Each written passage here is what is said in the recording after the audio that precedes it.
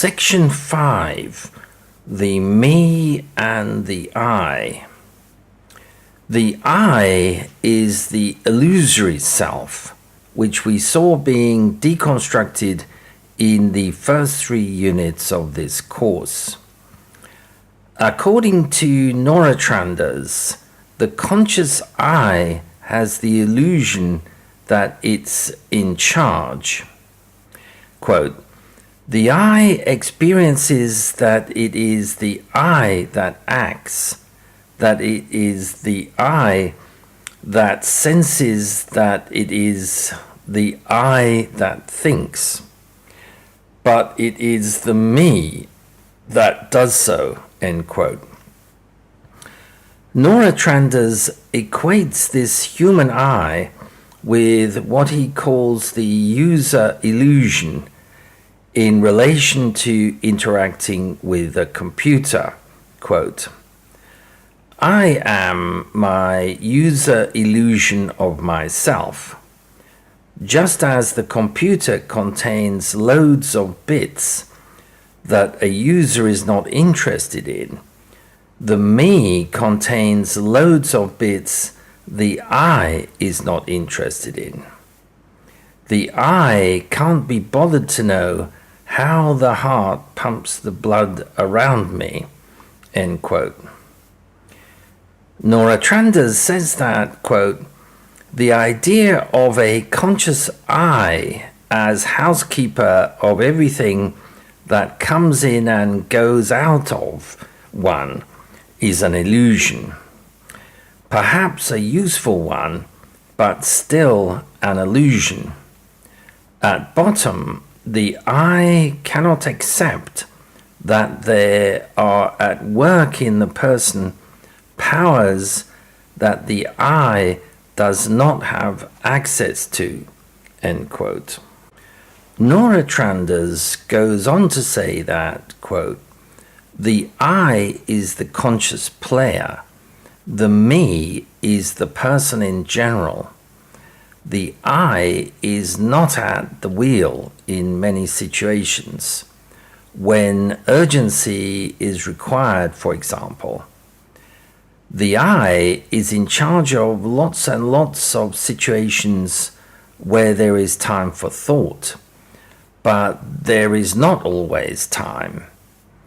The term me embraces the subject of all the bodily actions and mental processes that are not initiated or carried out by the I, the conscious I.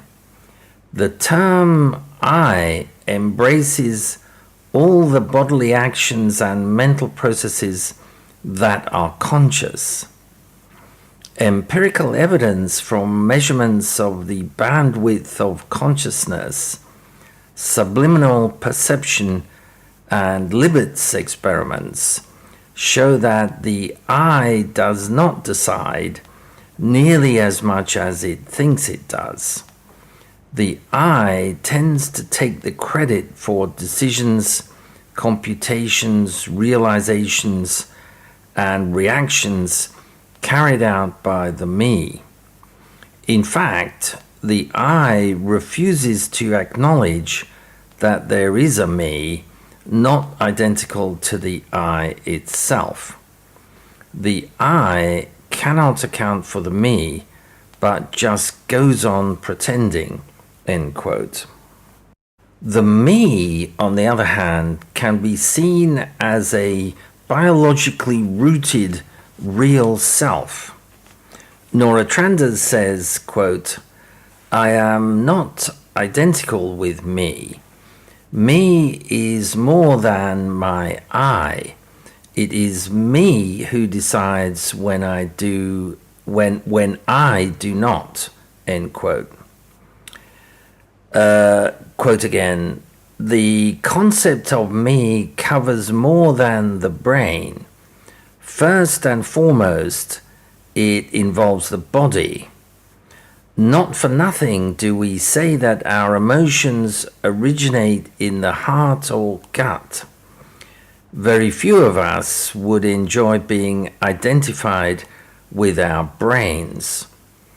To describe the non-I who is me, the word me seems appropriate because it does not imply any further assumptions, end quote. Nora Tranders also claims that Freud's concept of the unconscious is included in the concept of the me, and this has the same sinister implications as it had for Freud. Quote, "This distinction between an I and a me is considerably less innocent than it sounds. People are not conscious of very much of what they sense. People are not conscious of very much of what they think. People are not conscious of very much of what they do.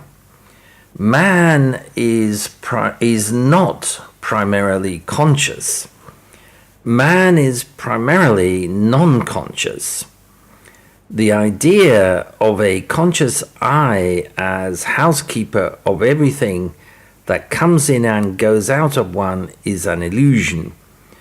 Perhaps a useful one, but still an illusion. At bottom, the I cannot accept that there are at work in the person powers that the I does not have access to," end quote. And all this has curious implications for the exercise of free will. Quote, "If the I does not possess free will, another part of the person must, i.e. the me," end quote. In this context, Nora Tranders quotes Thomas Nagel's statement that our brains have free will, but we don't. Nora Tranders also points out the paradox that it is the me who acts, but the I which is traditionally held legally responsible to society. Quote, "The I has to take responsibility for things it is not fully in charge of. The law prescribes that the individual must learn the important lesson, I take responsibility for my me," end quote.